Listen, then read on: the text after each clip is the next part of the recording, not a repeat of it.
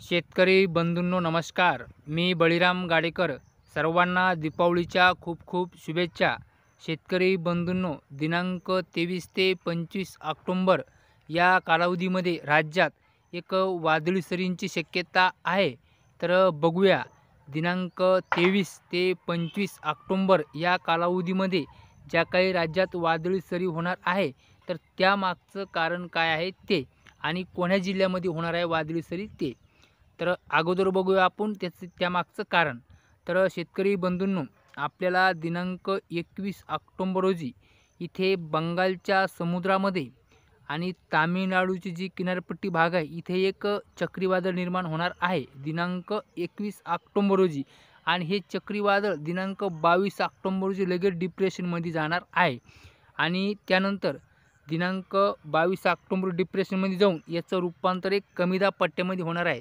आणि ह्या कमी दाब पट्ट्याची जी वाटचाल आहे तर या राहणार इकडे आंध्र प्रदेश, ओडिसा, छत्तीसगड आणि काहीसं असं हे महाराष्ट्रामध्ये येणार आहे.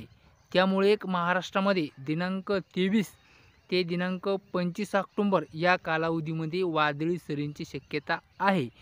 जर शेतकरी बंधूंनो हे जर यदा कदाचित जर हे कमी दाब क्षेत्र जर यदा कदाचित आंध्र प्रदेशमध्ये न जाता जर किनारपट्टी भागातूनच जर गेलं तर राज्यामध्ये 23 ते 25 ऑक्टोंबर या कालावधीमध्ये वादळी सरी होणार नाही.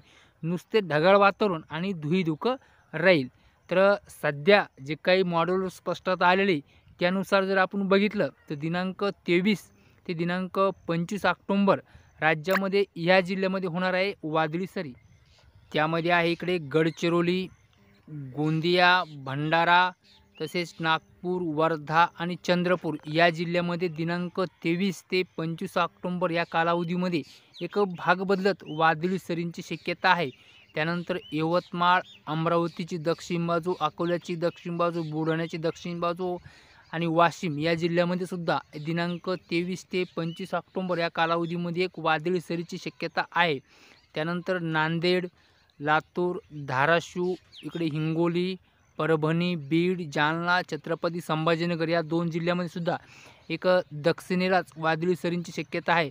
त्यानंतर इकडे सोलापूर, सांगली, सातारा, कोल्हापूर, पुणे, अहिल्यानगर या जिल्ह्यामध्ये सुद्धा दिनांक 23 ते 25 ऑक्टोंबर या कालावधीमध्ये वादळी सरींची शक्यता आहे.